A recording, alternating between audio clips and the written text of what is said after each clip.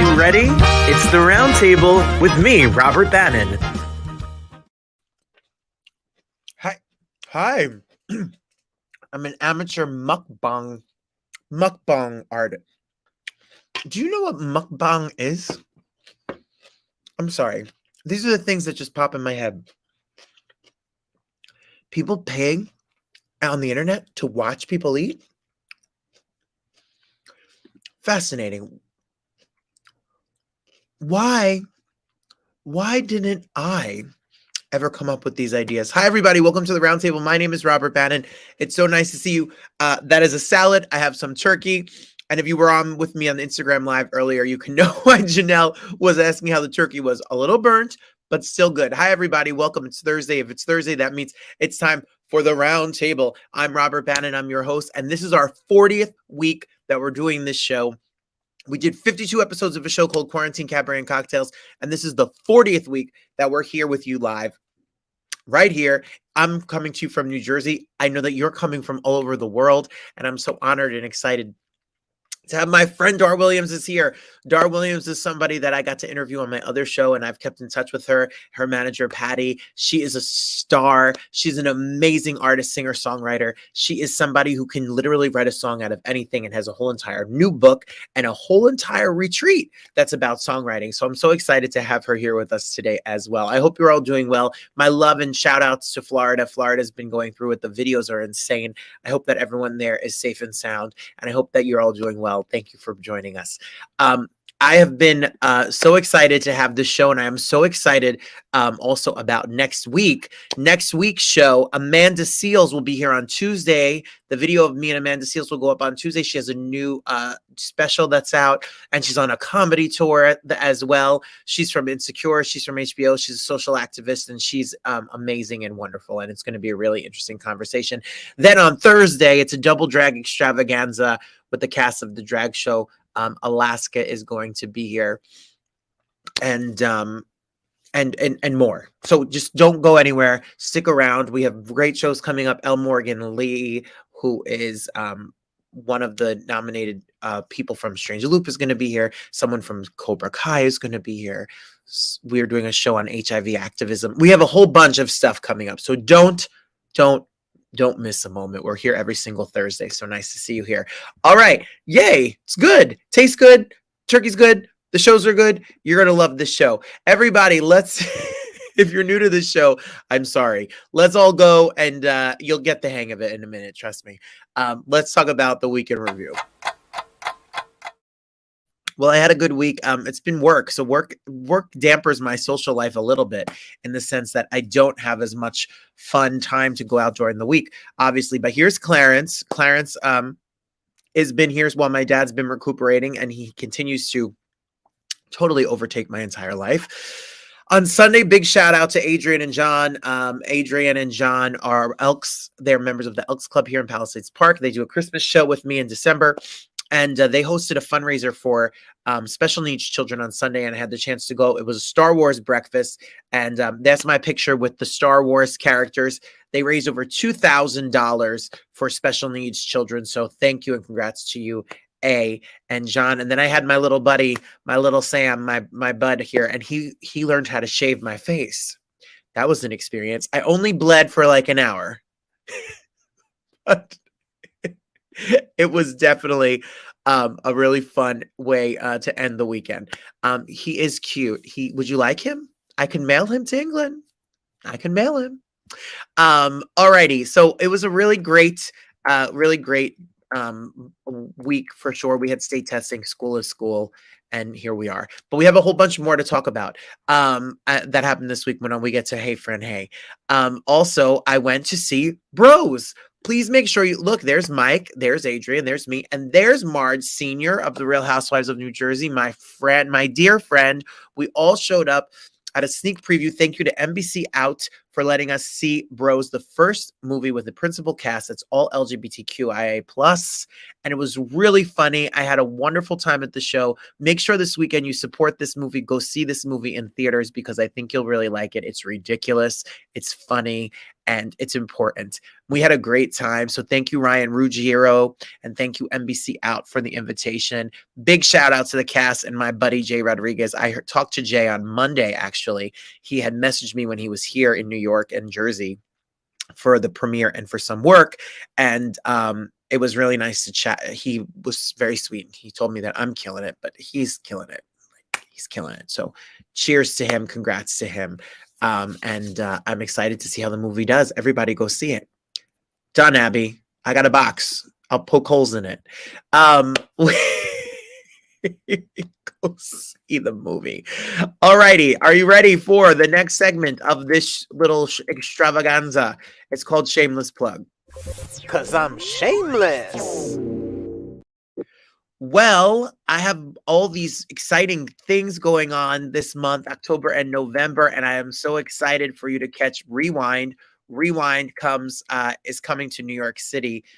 It's coming to New York October 22nd, just in time for my birthday. So if you want to celebrate my birthday with me, it's a show based on my life and my childhood growing up. It should be a lot of fun. We're going to have I have an announcement about a surprise guest that fits the Rewind motif of the whole thing. It's coming up this week. We're just going to get final confirmation. Get your tickets or your live stream tickets. You can go to robertbannon.com and come see me. We need to sell tickets because it's a real recording. We're recording it for a live album. It's directed by Robbie Roselle. Buy your tickets to come see Rewind. And if you're not a New York person and you're in the West Coast, I announced my special guests for LA today. Did you see? The LA show is going to be Matt Gould, who wrote Lampika and Whitney Shuganda. He's the whole reason that I sing. Matt Gould will be playing piano. We will be finally doing our duet that we've been talking about forever. Just wait till you see it. Then Grammy nominee and my duet partner on the Unfinished Business album, Jane Monheit, will be there live. It's the first time we were ever singing together live. It's the first time we're ever on stage together. It'll be at Feinstein's at Vitello's. And then my dear, dear friend, Dominique Paton, who just ended her run in Wicked, who is from Frozen in Disneyland. She was Anna. Well, we have a little Disney something that I'm cooking up, and it's going to be super fun. So if you want to get your tickets to Feinstein's at Vitello's, also just go and check out robertbannon.com. All of the links are there. Come see the show. It's going to be a blast. So appreciate you all. Thank you for listening, and make sure you continue to watch, like, comment, share, and subscribe this channel with your friends. The more people that watch, the better guests we get. Maybe one of your favorites will be on soon. I sure hope so. So make sure you come see the live show or come check us out. Did you all see the roundtable? Did you see the roundtable talks this week? Did you not? Lisa Lampanelli was here, fresh out of retirement. Marie. Hi, Marie. Yes, Marge Sr. is a really great and supportive friend. Marge Sr. goes to almost every single concert I have in New York City. She's never missed one.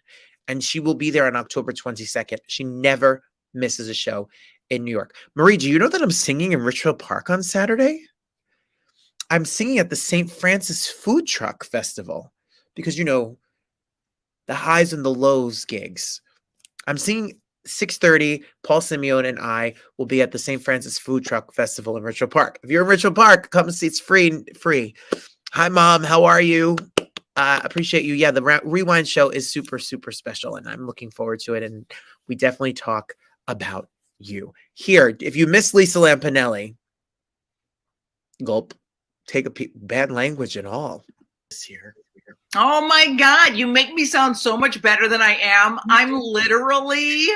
I was a success in one area, and in the rest, I'm an abject failure. So what I love is that I can now do a show and fully admit to all the times I effed up and laugh about it. People don't know. You're like really smart, Lisa Lampanelli. Well, yeah, I mean, of course I am. I don't think you could really be strictly idiotic and do comedy. I think it takes a really smart person to create a stupid character. Can you tell us about this big fat failure show? What do we expect then? And I've always been a big time singer in my own head and a belter from way back.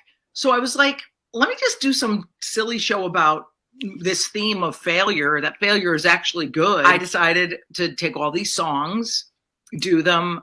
Some are parodies, some are real. I have backup singers and dancers who actually have talent.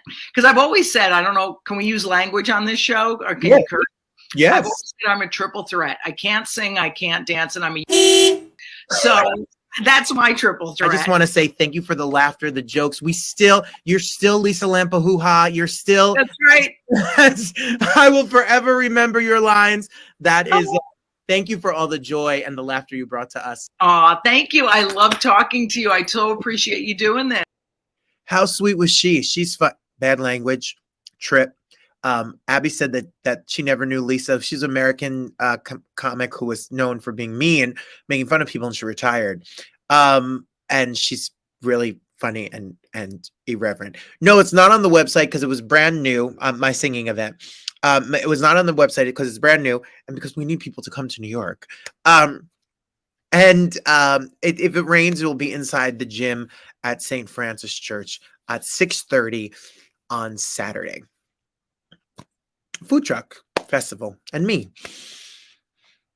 So 6:30 on Saturday. If people are around, come on by. Hi, somebody is here. Which student are you? Which student of mine are you? And trigonometry, not my subject. Hi, Edelyn, how are you? Nice to see you. Thank you for being here. Another student of mine. So now it's time for, we did two of our faves, right? Are you ready for our third new segment, the segment that we started not too long ago? Here's my Hey Friend Hey. I'll be there for you. How you doing? Well, I did hear from some friends. And I did see some friends. I had the chance to go see Olita Adams, who was just on the show not too long ago. She is so stunningly beautiful. Holy moly. We got to talk after the show. I adore her. She's so beautiful and sweet. If you didn't see our interview together, it's definitely an interview that I hope you can check out because it's really a special. And look at us after the show. We sold out. The show was sold out after her interview with us, and she was amazing. Can I show you a little clip of her in the show? Amazing. Take a peek. You can reach me down.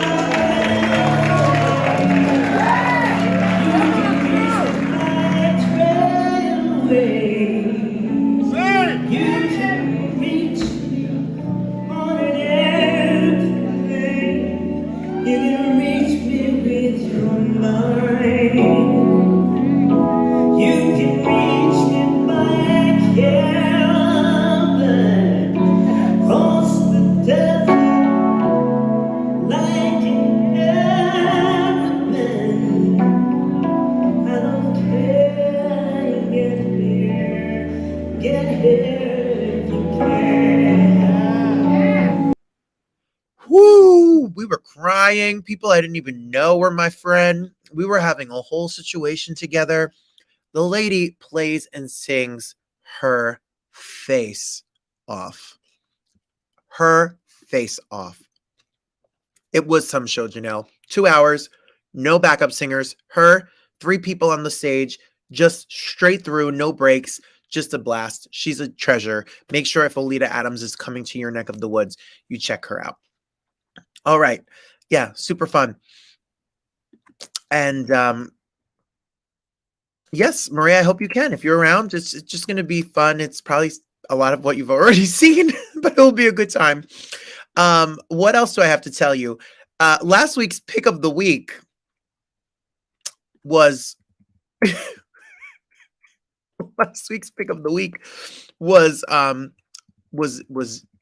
was definitely an interesting pick. Last week I told you all to watch Dahmer, which I've been watching, which is disturbing. But I wanted to say hey to a friend of the show, Brandon Black, who is on the show. Brandon Black is on the show, my buddy. I adore this guy. He's a good friend of mine, and he's a good person and a great actor. And I love to see that story being told. So congrats to Brandon on the pick of the week last week and being a part of this great show, which is disturbing and acted wonderfully and really hard to watch. So I decided to pick something a little lighthearted. Have you been watching the second season of Abbott Elementary? Yes, Emmy-winning Cheryl Lee Ralph and the cast of Abbott Elementary. As a teacher, this show is near and dear to my heart because it is definitely, definitely something that is I don't know, a show that you need to check out, even if you're not a teacher, because it's just a blast and a good old time. So that's the clip of the week. Well, thank you all for the comments. Hi, Daisy Moss. Robert, you're darling. I'm tuned in tonight because I'm a major Dar fan, but when the segment is over, I'm going to check out the website and see what you have upcoming. Thank you for your great energy as your great taste in music, Dar. Dar Williams is a class act. She's a real artist. She's someone that's really special. So if you like Dar, I'm probably a little too trashy for you. No, I'm kidding. I love her so much. I love her music. And speaking of Dar, yes, it's so good. Yes, yes. And yes, Abby, I'm happy you're watching it. But if there's a helicopter over, I can't watch it at night. I'm too scared. Dar started something new. If you go to TikTok, make sure you follow Dar Williams on TikTok and Instagram and Facebook and all like blah, blah, blah. And Dar has a lot of tour dates coming up. And Dar said to me, we were looking for requests for TikTok duets. And I got a message from Dar's manager, Patty Romanoff, who said, we picked your duet first. But you guys don't know that I'm not the world's best harmony singer. So take a peek at me and Dar's duet, and then Dar Williams is going to be here. And I thought that I was alone. I snapped your fingers and a tree came into bloom, and the sun came by to fill my room all time. Oh, time. You will never tell me something that has not happened yet. You will never make a promise that I can get just what I get. And you will never say you love me. You will never say you love me.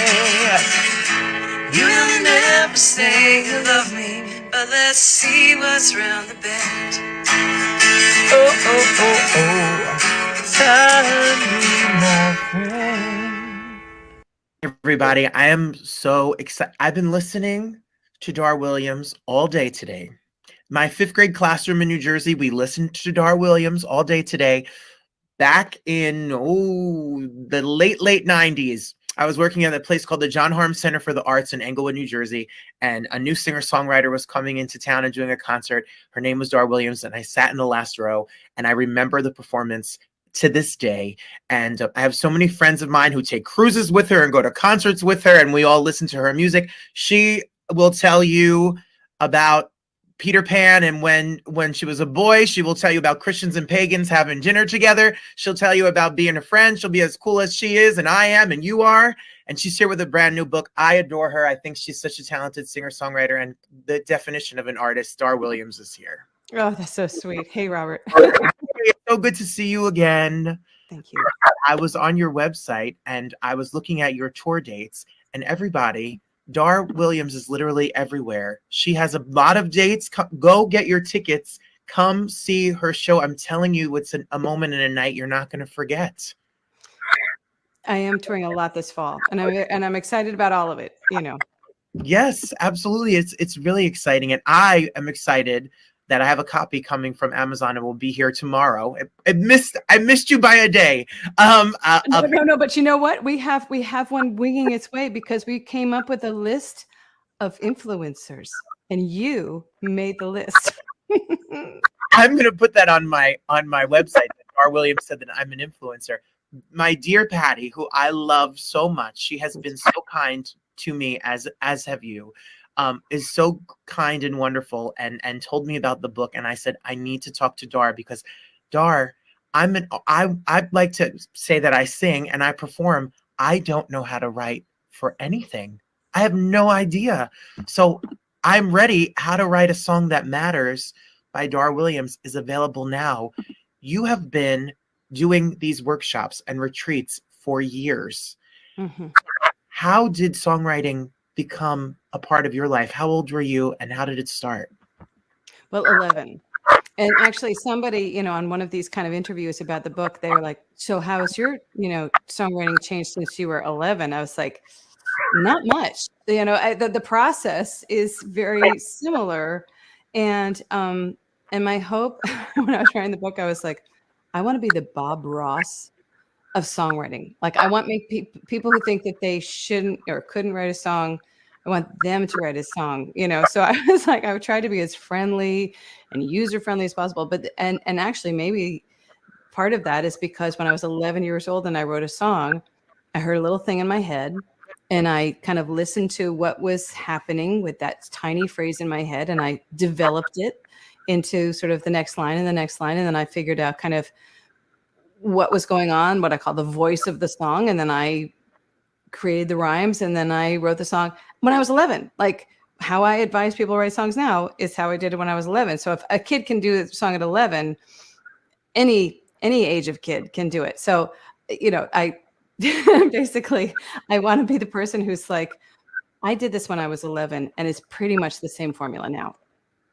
Well, what I love about your songwriting, if I may, so my personal feelings about it is that I grew up in a household that my family loved singer-songwriters. My dad, I was just talking about this last night on stage somewhere. My dad was the biggest Harry Chapin fan. We grew up listening, and as a kid, I used to say, "Oh no, not that 7-minute long song about the story." But when I was listening, when I listened to your music, you have such a conversational sense. You're telling a story in many of the songs that you write. And it's in a way that we really hear a beginning and a middle end to a lot of big concepts. Is your writing style? Do these ideas come to you, and do you come with a melody? Do you come with the lyrics, the idea? How does it work for you? You know, I wouldn't be surprised if you and I have a similar process in terms of how you interpret a song or come to a role or developing something. You create backstories based on the evidence that you have in front of you. So, you know, if somebody says you've got to be this person and they have this shirt on and they have this kind of chest hair, they have this earring, you're like, okay, this person was born here. Just, you know, it's a lot of just taking that little thing that you have in front of you, that little crystal, and turning it into the rest of the story.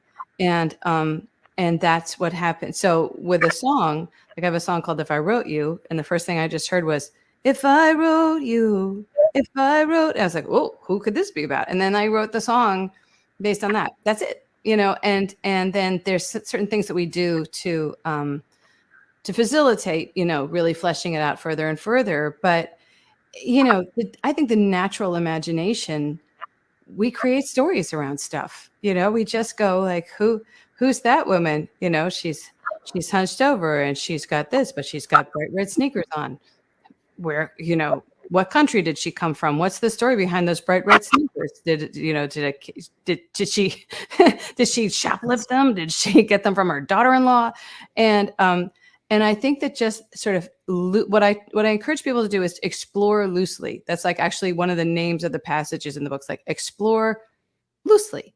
Like come have that little piece of thing in your mind and go like, who could this be about? What could this be happening? But I think that's the same in character development when you are an actor.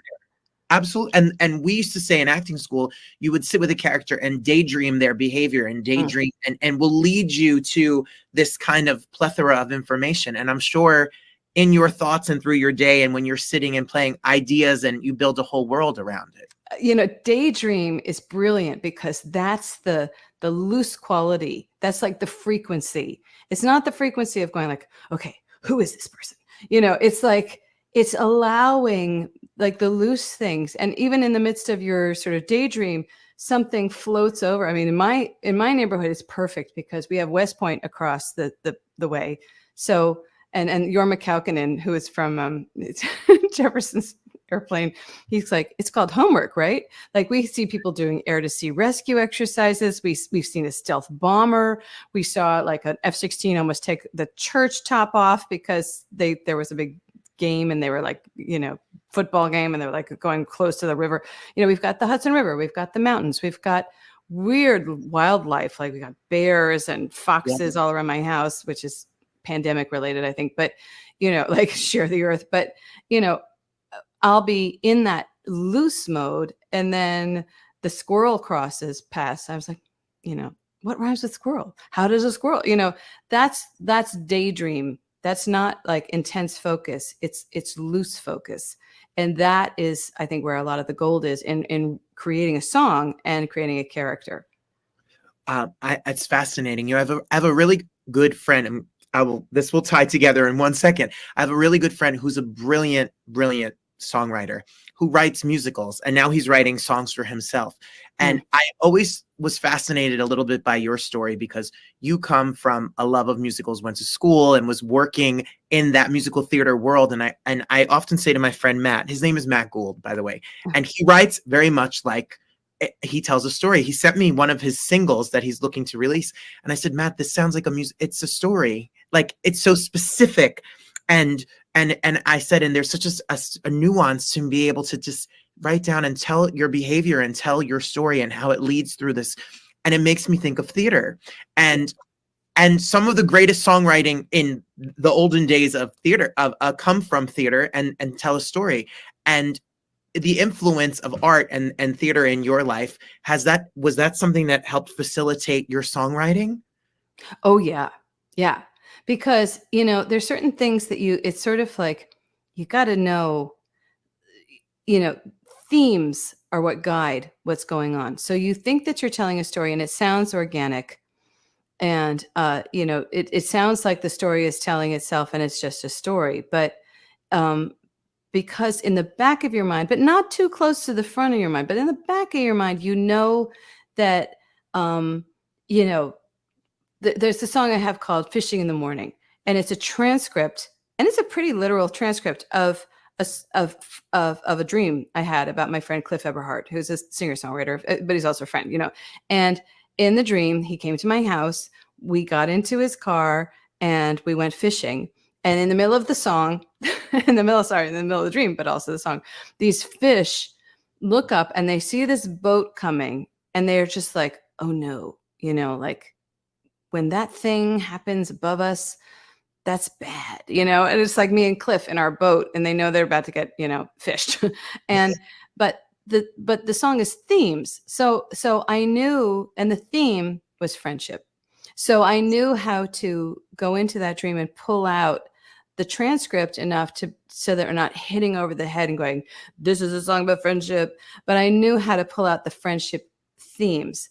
And so so in the song, the fish say, they say, they have envy. They don't just have fear. They have envy of the people up in the boat, because they know that we will live forever and our days are long and dear, because that's what friendship feels like. So that's to say, when we write a song, theater taught me that, you tell the story, you be the story, you step into the story, you take the story very seriously, but at the same time, some part of you knows there's a deeper current, there's a deeper undertow of theme. And, I remember I had a professor, and a friend said, he gave you a big compliment. His name is Tony. And he said, duh, when you write a story, you should just start with the characters and the story, and Dar starts with the themes. But she has a gift because she loves the characters so much that she puts all the character development into those themes. But it's kind of like Dar's kind of dry. Like, she starts with a concept and then she fills it with characters, and that's not okay. Start with the characters and surprise yourself with what the themes will be. Surprise yourself with what the story will be. Just stick them in an elevator, stick them at the, top of the World Trade Center, on September 10th, stick them and then see what happens. Don't be so prescriptive. But he said, Dar loves the characters so much that she'll start with a concept and she'll populate it with characters, but she'll take the time because she's so interested in the idiosyncrasies and the characters. And I thought, I'll take that compliment because I do love, I do have that love. But theater taught me, it's themes are at the back, or somewhere in this, the characters come down to the themes you're trying to communicate. Dar, the more I talk to you, the more I'm ready to go on one of your retreats. I'm like, she's going to pull my song out. I know it's in there. Oh no. Look how beautiful. I mean, you guys have had some fun fun moments. You don't want to hear me play guitar though, Dar. That's not going to happen. But oh, wait a minute. Yes, I do. I mean, or let me tell you something. It's so sad when a person's like, well, and also it's always like, well, my friend Rob, sorry, not Rob, my friend Mike. So is the guy, and I'm like, Mike, Rob, or John. Like, my friend told me that I can't write a song because I don't know theory and I don't know. And I'm like, okay, first ditch your friend. Like, that's really passive aggressive. You don't have to play an instrument. You just have to feel that tingle. And the truth is, and I know this about you, you have friends who play music and friends who love you. So your friends, if you start to write a song and you have a friend who plays piano, you go, this is what I'm hearing. And they'll say, oh, I think you're hearing, like, here's my guitar. So if I am your friend and I want to help you, I'll be like, you'll say, it's just kind of a dreamy thing. Like, I'm hearing this. No. And I'll say, what about like this? And you say, no, it's dreamier, or it's weirder than that. And I'll say, well, maybe it's minor. It's a sad version of this. No, that's not it. Okay, well, maybe it's the minor seventh kind of like version. And I'll go, what about this? Yeah, no, it's not quite. And I'll say, okay, this is another iteration of that feeling. And you go, that's it. And I'll say, that's a major seventh. That's not like rocket science. It's just, and I don't know that much about this stuff, but I do know that if you have a C chord, you have this feeling, this feeling, this feeling, and this feeling of it. Oh, and there's also this one, the C seventh. And you, as the person who's feeling that line or that song, if I'm your real friend and I love you and I care about your story, I'll just sit with you until you go, that's the one. And then I'll say, okay, so what do we do next?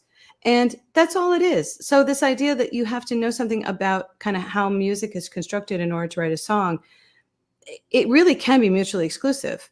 And if you are writing a song and you do know some of this stuff, you do kind of have a sense of where to step next, but a friend can help you get there too. Okay. FYI. Taken, because I'm coming from you. I mean, you are one of the premier singer-songwriters that are around and have been for. I admire you for a lot of reasons, and I'll ask you about one of them in a moment. But you, to say that, it's intimidating because, yeah, I took piano as a kid. I could play a C and a G7 and an F chord, but I'm always think like I don't know enough about it, so it intimidates me and scares me before I even start. Bad. I mean, I shouldn't say bad, but I should say red herring. Red herring. Well, that's why we need to all start. Yes, go. We need to write a song that matters. It's in us. The story is there. What I admire about you is reading about you and knowing a little bit about you. You were in school. You were stage managing a show in Boston. You create an album, an independent artist. My whole mantra, Dar, is this unfinished business idea that there's something inside of you that you're afraid to do, and you take a step and the path will follow. You didn't wait for an industry to say, we want Dar Williams. We are going to turn Dar Williams into a recording artist. You took the ball and said, I'm going to put out my own music. It's so much more prevalent now than it was when you started. And okay. And it's but I have to say, I have to give some, I got to be a little bit of a sociologist here, please. Because I could easily go, yeah, Robert, I was just brave. But the truth is, I was swimming in a pond that made that happen, and so that it didn't feel so scary. Insofar as there were 3 stations playing folk music in Boston, and 2 of them playing, new people in the area. Like the first time I played was on the Emerson's College radio station, and I was being interviewed. It was terrible. And I was like, wow, that went really badly. And they said, well, the good news is I'm a first-time interviewer and the mics weren't on. It was so like we all started at the same place. So we could go step by step, rung by rung. And that actually really helped. We did open mics. We did tip jar gigs. We opened for each other. We did double bills. And there was what was called an audience-based. I mean, I'll take your compliment because it was hard enough, but it was what somebody explained it to me. He said, there's industry-based music where you bring in some tape and they say, well, as long as we have like the skinny, trendy, blah, blah, blah version of that, we'll make that work. or you have an audience-based thing. And coming from Boston, and it's rare now in some ways to have a scene that does this. Now a lot of people do DIY, but they don't have a scene that else supports and forwards that. I was part of a scene, and it was normal to do your own thing, to scrape up the money to create your cassette, and then to scrape up the money to create your first CD with reel-to-reel tape, which is super expensive. And to pay the artist $100 and that artist $100 and to do it, you know, and at the end of the day, when you printed it all out and everything, the whole thing cost about $20,000. And now it's not as expensive, but that, you know, really it was like scraping up the money to do that. And then once that happened, anyway, there was an audience-based career thing that was happening. So it didn't take superhuman courage, because I didn't have superhuman. I mean, I was prepared to quit. I was going to try to be a playwright and get an MFA. Yeah, and that can be what's next down the road. There can be written by Dar Williams musical play out there in no time. I get that, but it's so admirable to have stepped into it, even if you didn't realize it or were in that environment. It's inspiring to fellow artists and people out there. I would say, you know, it's really difficult because it's like, what's the line between a person going like, be yourself? I'm like, which self? Because there's like 18. Like, what the hell does that mean? Or, you know, life is messy. I am messy. And believe me, I didn't get a lot of support for being a messy person. You know, like I didn't get a lot of people going like, hey, it's really great that you don't know who you are and you can't, you know, do your dishes and you're freaked out all the time. Like, you know, this whole life is messy. The other thing, like, you're enough, like enough. What does that mean? You know, there's a thin line between some of those platitudes and then actually, like, yeah, there is a moment when you just go into radio station and like play your song. And you're like, I could be like the village idiot for all I know, but I'm going to do this. Like there is a moment where you do say, I could be the village idiot and I'm still going to do this. And that is important, that moment. No, absolutely. And I mean, it worked. I mean, either some of your albums will go on to be the #1 independent selling albums of the year, and the music continues, and it's just as good and better than ever. Some of my favorites today we were listening. I mean, this album is something really. They all are something special, but this album is incredible. I love this album, Dar, so much. Thank you. Oh my goodness. You came on our other show and you sang The One Who Knows, and it was in my head, and I must have, it's on my gym playlist, my sleep playlist, my clean the house playlist. It's just being played because it's so gorgeous. And then right at the pandemic, or you released this I'll Meet You Here, which I listened to all day today, and it is so beautiful. Time Be My Friend. That is a gorgeous song. Oh, thank you. Thank you. Fun. It's so fun. And yeah, very much written from that. I mean, you know, it was I have to say, you know, what I said to people is like, you have an idea, you listen to all the clues and cues, I say, you know, around what you're hearing in your head. Even in one line will say it's a waltz, it's serious, it's uptight, it's weird, it's a polka, you know. So you kind of just go around that one line, you kind of build it. And then when you kind of get a sense of where the song's going, get out a mental shoebox, and just put stuff into it. When I realized I was writing a song called Time Be My Friend, it was such a heartfelt shoebox because I have pushed time. I mean, this is going to be a lifelong thing, but letting time do what time does without trying to game it or guess it or talk to a psychic or talk to a friend who's got that sixth sense or what, you know, like, or pushing a person a certain direction to make time do is so hard. You know, letting time unfold and appreciate it for what it is. This is before my pandemic Buddhism that I got into. The shoebox was like filled with examples of ways that I had pushed time and not let it be my friend.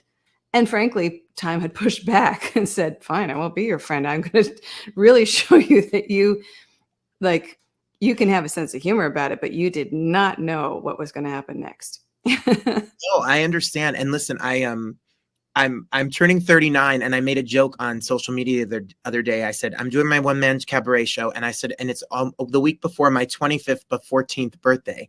And someone said, you should own the fact that we should own our age, and we live in a time where we're trying to hold on to time, and when we're young, we're trying to fast forward time. And it's a good reminder to be in the present and just be where we are. It really, and and I would say, 39, it's all that sort of late 30s, who you are. I will say, what I love about you, Robert, is probably something that, I don't know, it's like it would be weird to see it at 22 or 23, but you love children and educating and like creating that spark and being in a situation. And I can just imagine you, in a situation where the egos could be all like spiking up, and that part of you that loves the spark itself and not the spiky part, the competitive part, comes up, and you're like, oh, I'm having this total moment where I'm being appreciated and gotten in New York City, and everybody, but I'm going to take my educator head and my life lessons head, and I'm going to appreciate this moment instead of trying to leverage this moment. And your wisdom shows, and you're ahead of your time, by the way. So you've earned that age, and it comes from synthesizing, being a nurturer as well as a big splashy accomplisher. Well, and that's where you are. No, that I'm going to take that with me to, I needed that. I'm going to hold on to that and put that deep in my pocket and say, thank you for that.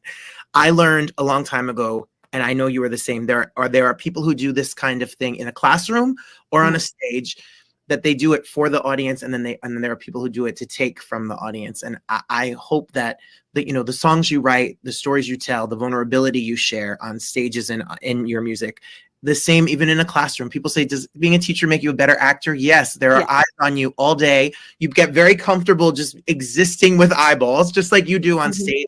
And it's not about me. It's about the kids. And on a stage, it's about serving the audience and the work. And you feel the circle, you feel that circle, like that's what, and I did have like a little passage, but I don't think I did it justice, but I was like, sure, go ahead and think of the audience as naked, like that's a way to cut your anxiety. But they're not naked. None of you are naked, and all of you are in together. And that it does take some time in our lives to not just like know it. Like I call wisdom the combination of intellect and experience. And you are a person who's had a lot of open-facing experiences with a lot of different kinds of things.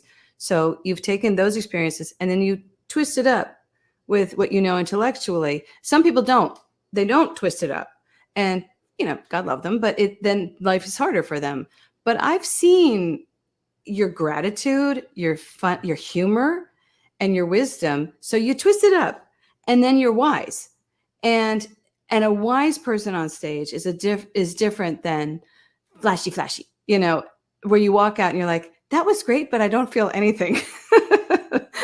But, which is fine. But, I've been around guitar players who are like really fancy, and you walk out and you're like, that was really good. And like now I want to go watch TV, The art that moves, and I'm going to boohoo cry on this interview, and that's going to go. The art that I love is art that has something to say. I want you to sing and dance. You could have fireworks. You could have dancers. I don't care. I want to be entertained as well. But at the end of the day, I want to be moved and hear a message and a story. I don't even have to agree with it. I just want to hear your point of view. Controversial question. Christians and pagans. The song Christians and Pagans. The idea of the song, getting two groups of people together, the Christian relative, the pagans, and the changing the subject when certain ideas come up at a dinner table as we reach the holidays and etc. In this divisive time, this world is quite crazy. Do you think the song fits politically? Do you think there is a way to sit with two viewpoints, or have we come to a point where there is a hard line in the sand? Okay. A few things. One is, are we divided, or are we just in a time of a heavy narrative of division? because I go around the country and like the understanding of the way people have internalized like the climate change thing. I mean, I see it. I meet these people, and it's not just at my concerts, which, you know, the whole parking lot is filled with coexist bumper stickers, you know, like this is like rest stops, you know, this are people I run into everywhere. Like there was this woman and I was in New York City and she wasn't English as a first language and she was picking up something and she was buying it. And the person said, and they were speaking in Spanish and he said, "Oh, you want this?" And she said, yeah. And then she said in English, she goes, "Buy local." And, you know, it was like that kind of commitment to buying local and being sustainable. And, you know, it's like, it's reached this vernacular place where we're all kind of in this planet thing together. Okay. So here's some grape shot about the division thing. One, the narrative of division, I think, is pretty dangerous. So it's a really good thing. Like a friend was telling me about PTSD, and she said when you have PTSD, one remedy is to contrast what is happening now with what is coming up that this moment is associated. You know, so I feel nervous about being on stage, and it brings up, you know, a trauma. Well, how is this different than that? You know, when you feel the division moment, you can stop yourself and say, how is this sense of division different from my experience of where we're not divided? And one sort of helpful, you know, thing I offer is that my motto coming out of my other book was to say the opposite of division is not unity, it is collaboration. So instead of saying how can we be more unified, which can be really fascist, right? Yes. How are we collaborating around our differences? How are we finding ourselves? You know, we're musicians. Like harmony is difference. Like that's not division. It's huge difference, but it's a collaboration of difference in a way that creates something more beautiful because we are different. So how do we collaborate? That's one thing we can ask ourselves in any moment, no matter what kind of Trump fascist, you know, Trump is doing something and he's creating a movement. He's one man and there's a lot of sort of capitalism. There's a lot that goes with that thing, but it is not the storyline of Americans that I have met. There are a lot of people who are afraid. We have to take racism seriously. We also have to take classism seriously. We have to take seriously the people who feel like they have to lash out and create division and difference. So, you know, let's take it all seriously. But some things more seriously than others. But anyway, but I think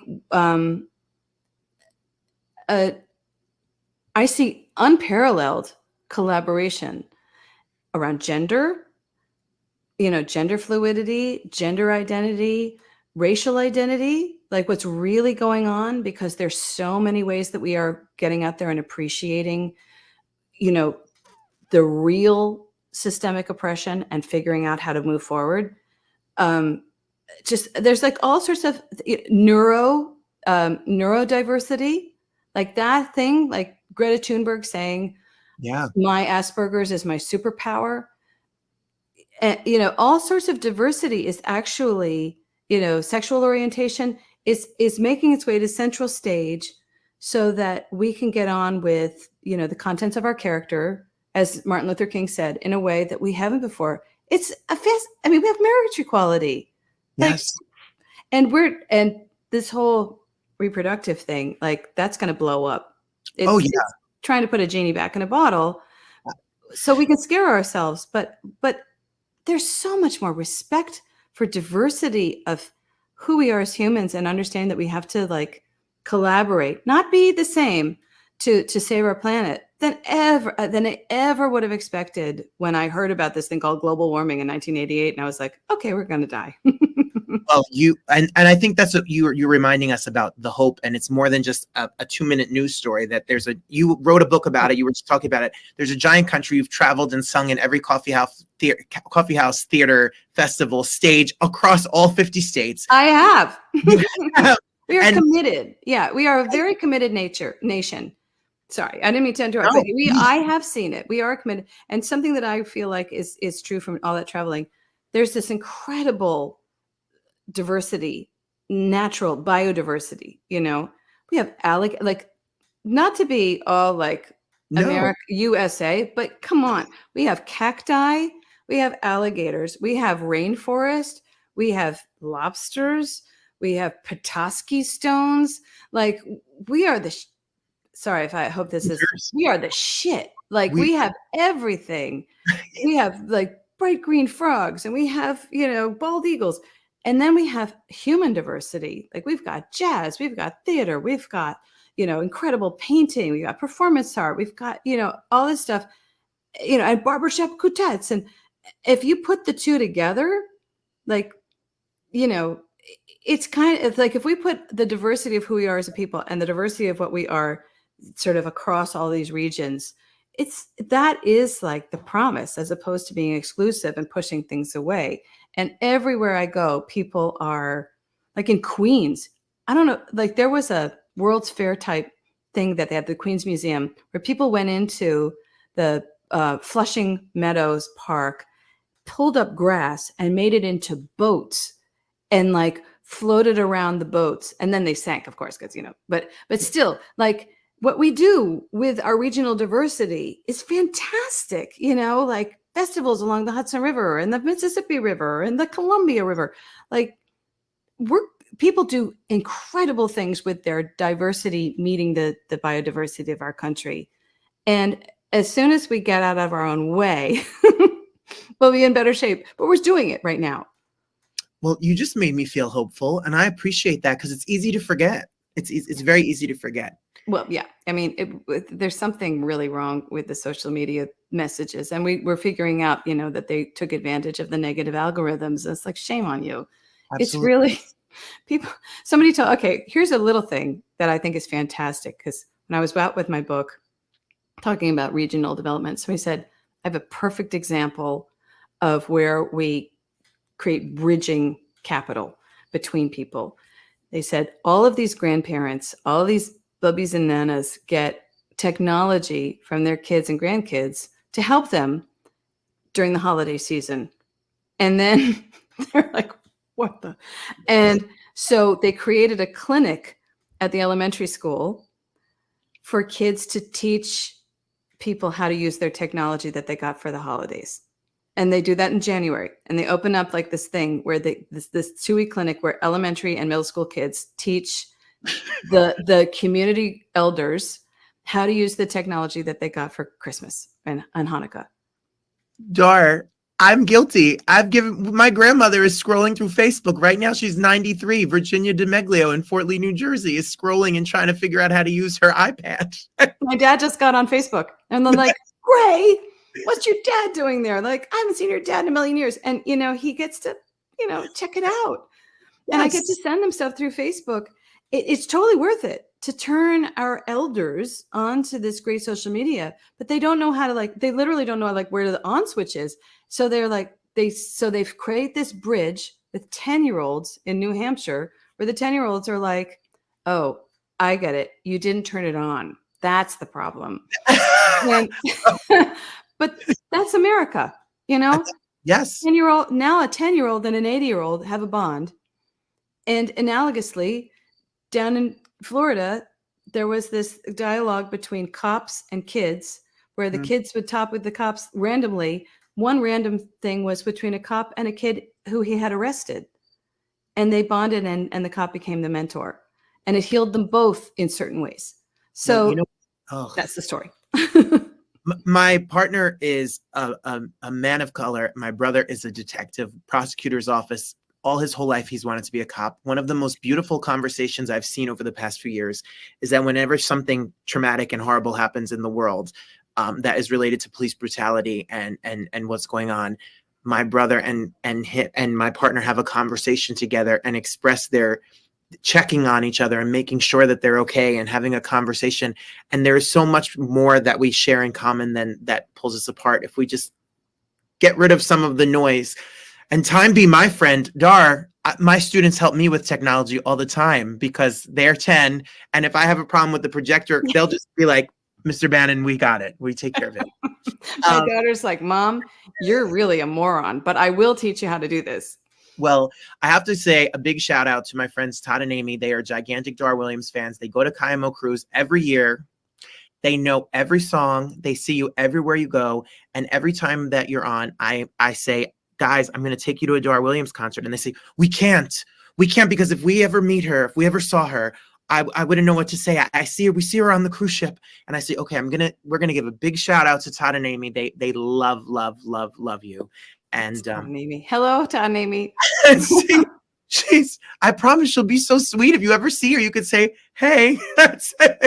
And I want everyone to know that you can go email darwilliamsretreat@gmail.com. There's a mailing list. So when the doors are open and you want to start writing songs, or if you want to get jump start, I feel inspired now. Go Amazon, Barnes & Noble, to darwilliams.com. Wherever you buy your books, check out How to Write a Song That Matters. You heard her. You don't even have to know all the chords. You just get an idea and start. Mm-hmm. Yeah, I'm in. I'm in. Oh, I'm all right. I'm going to go sign up to the mailing list. I'm ready, Dar. I want to see you. I want to see you. We've just got to hang out in general. Yes, You don't have to pay for that. We just got to like figure out, I'm right here. Starbucks. I'm right here at the George Washington Bridge. I want to come and kiki and chat and Starbucks on me. Hey. Okay. After we record, I have some things to tell you. We got to set up a date. So stop the recording and then we're going to talk, Robert Bannon. Dar Williams, everybody. Make sure to go to darwilliams.com and get the book and see her on the road. Your pleasure. I adore you so much. Thank you so much. I love you too. Thank you. Can you beat that? Can you beat that? Can you beat that? What an artist. I love her so much. Dar Williams is here. She was here. Get the book, How to Write a Song That Matters. She's so brilliant. She's so smart. I can't handle all of that about me. I'll start to cry. I can't think about it. But it means so much to me because I have the utmost respect for her as an artist. She's someone who has been ahead of her time, speaks her truth. And all of the new people who are watching, Seth, Daisy, and Emily, etc., all the Dar Williams super fans out there, thank you so very much for joining us at the Roundtable. We're so grateful to have had you all here. Everybody, Dar Williams is doing concerts in New Jersey. She's doing concerts in Maine. She's doing concerts in New York. She's doing concerts in Philly. She's doing concerts everywhere. So make sure you check her out. She's a whole tour about requests. You could send a request of her music. I'm so in awe of her writing because she's somebody who writes in a manner of like telling a story, but like details. It's not just like, I love you and you love me and here we are in love forever. It's like I woke up today and I had a cup of coffee and I put a little bit of milk and then I had a little sugar and then I went and sat down and then I thought about you and then I got up and made an egg and then it's so not easy to do this. So I really appreciate, thank you, Seth. Thank you for being here. I appreciate that. And he said teachers make everything a little bit better. So I hope you're a teacher. And if you're not, I hope a teacher moved you. That means a lot to me. It touches my heart. Next week, we are going to have the one and only, the great Amanda Seales is going to be here for the Roundtable Talks. Amanda Seales is a comedian, actress, star of Insecure, writer, producer, and more. She will be here. She doesn't just make you laugh. She makes you change. She's on the road with the Black Outside Again tour. She'll be here. And then also Alaska and the cast of Drag, the musical. It's been so nice. Yes, Seth, that's so wonderful. The world is a better place because of a teacher, and the world's a better place because of you. Thank you so much for and being retired, Seth. I hope you have a big, amazing retirement because I'm counting the moments till mine. We're here every single week, a Thursday night. My name is Robert Bannon. If you want to support the show, as my mother always would like to say, you could always Venmo a tip over to R Bannon, and that money goes directly into promoting the show and getting more eyes on it. I hope you enjoyed it, and I hope you go out and buy a copy of the book by Dar Williams. Write your song and tell us about it.